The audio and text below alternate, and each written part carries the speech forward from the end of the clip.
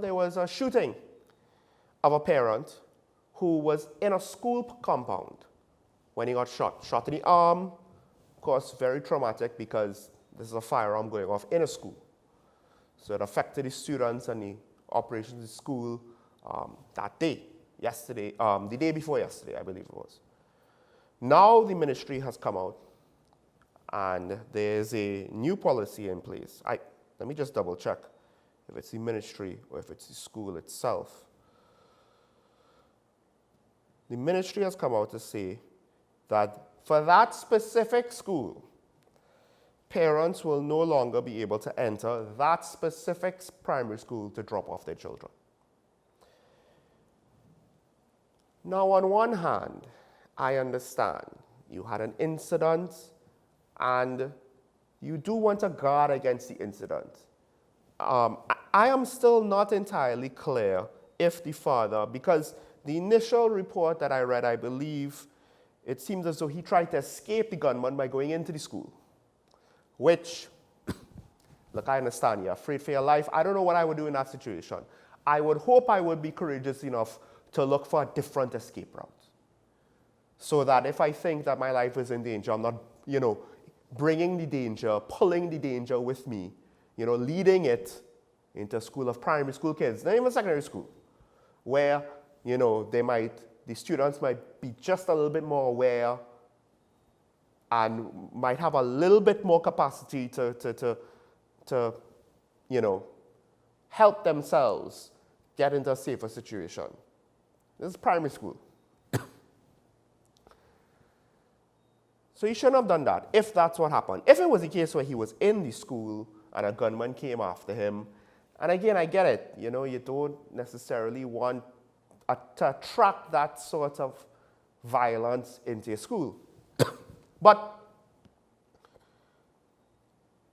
I find it hard to believe that every single parent of this one primary school is somehow going to be involved in something that's going to cause themselves to be the target of a gunman who is going to be willing to come into a school in order to pursue their target and discharge their weapon in a school. Again, let me just sidetrack here. What is society coming to where schools and school children seem to be, well, whatever, it's fair game. I would like to think, well, what can I say? Criminals, why do we expect them to have standards?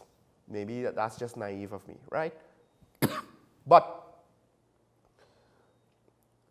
the thing is, what is the actual root problem here? So the surface problem is, well, we don't want this incident happening again. I can understand that.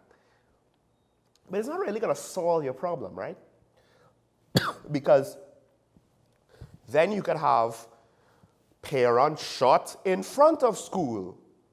And of course, if children are going to the school, because all the parents are dropping off their children in front of the school, they can't drop them off in the school now. You could still have children in the line of fire. So what are you really solving? You're preventing a very specific situation, which is not the only permutation of potential violence that could lead to a tragic incident in this environment, with the basic premise of father, gunman who wants to shoot father, school. So the real issue is not, well, parents should not be allowed to drop their kids into school. And by the way, again, are all the parents guilty? Peter paying for Paul, and James paying for Paul, and Jane paying for Paul, and Sandra paying for Paul, and Marcus paying for Paul, and Crystal paying for Paul. So I can't drop my kid in school now. So what? Does that mean that I am now not able to go onto the school compound? The issue is there's a criminal willing to engage a target in front, within, around, within the vicinity of the school. Bullets don't need to be next to you. They could fly a distance. I could be shooting at someone in front of the school. It could go into the school. Criminals don't necessarily care what's behind their target.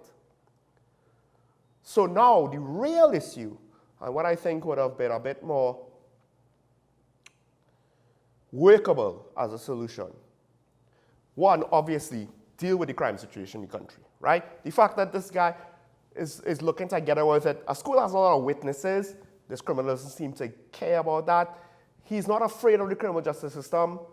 Basic answer, that has to be improved because this is a symptom of the larger problem of our failing criminal justice system.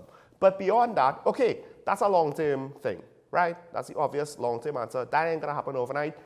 Maybe the school needs a security guard that's armed. Or in this case, I will agree a police presence for this school. Because again, the child still goes to school. So the gunman could still be looking for the child. And now the child has to be dropped off outside of the school, in front of the school. If the father is there, again, as I said before, now you have targets, etc., etc. Or perhaps, heaven forbid, the gunman takes it a step further. I can't find your father. Let me not connect the dots fully. So perhaps maybe a police presence in front. Because this is not even a policy now for the Ministry of Education. This is just policy. That is to say for all schools. This is just policy for this school.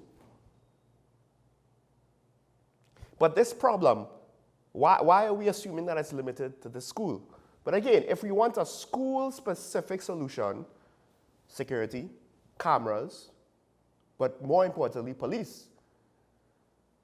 Police for all schools, that's a bit on the manpower. Arm the police for one school, that's two bodies. I think that's workable. Tell me if I'm crazy. Tell me if I'm wrong.